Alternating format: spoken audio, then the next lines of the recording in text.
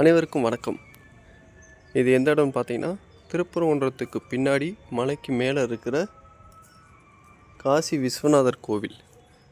இந்த கோவிலுக்கு பக்கத்தில் தான் இந்த சின்ன குளம் இருக்கும். இது ஊத்துன்னு சொல்லுவாங்க.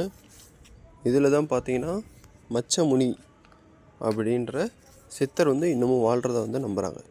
இதில் பார்த்தீங்கன்னா பெரிய பெரிய மீன் இருக்கும். அதில் ஒரு மீன் மட்டும் வெள்ளை கலரில் இருக்கும், ஃபுல் வெள்ளையாக இருக்கும். அந்த மீனில் தான் அவர் வாழ்கிறாரு அப்படின்னு எல்லோரும் நம்புகிறாங்க.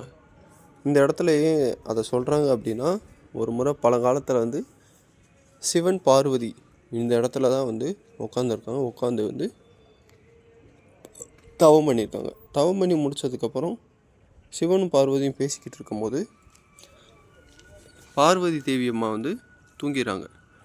அப்படி தூங்கின உடனே சிவன் சொல்கிற அந்த பேச்சுக்கள் எல்லாமே இங்கே இருக்கிற மீன் வயிற்றில் இருக்கிற அந்த மீன் குஞ்சு இருக்கும் பார்த்திங்களா, அது எல்லாமே கேட்டுக்கிட்டு இருந்துச்சு. இவர் பேசிக்கிட்டே இருக்கார். அப்படி கேட்டுக்கிட்டே இருந்தனால இங்கே இருக்கிற மீன்களில் அந்த மீன் குஞ்சு இருக்கும் பார்த்திங்களா, வயிற்றுக்குள்ள இருக்கிற ஒன்று மனுஷனை அவதாரம் எடுத்து சிவபெருமானை மண்டிட்டு வணங்கிட்டு போனாங்க. அதுதான் அந்த மண்டிட்டு வணங்குற ஒரு பேர் தான் பார்த்திங்கன்னா அந்த மச்சமுனி, அந்த சித்தர் சொல்கிறோம்ல, அந்த பெயர். அதனால தான் இந்த இடத்துல குறிப்பிட்ட இடத்துல இங்கே இவர் ஒரு மீனில் இன்னும் வாழ்கிறாரு அப்படின்னு ஒரு நம்பிக்கை. இங்கே பார்த்திங்கன்னா நிறைய மீன் இருக்கும். ஆனால் அந்த மீன்களில் ஒரு மீன் மட்டும் வெள்ளையாக இருக்கும். அது எப்போயாவது தான் மேலே வரும், தண்ணிக்கு உள்ளே தான் இருக்கும். அதை நானும் 2-3 தடவை நிறைய தடவை வந்திருக்கோம். ஆனால் இன்ன வரைக்கும் அது எங்களுக்கு அதுன்னு சொல்ல முடியாது. அந்த சித்தர் இன்னும் எங்களுக்கு காட்சி கொடுக்கல. அவருக்காண்டி வெயிட் பண்ணி பார்ப்போம் அவங்க வருவாங்களான்னு. காசி விஸ்வநாதர் கோவில். இந்த கோவிலுக்கு நீங்கள் வரணும்னா உடலில் வலு இருக்கணும்.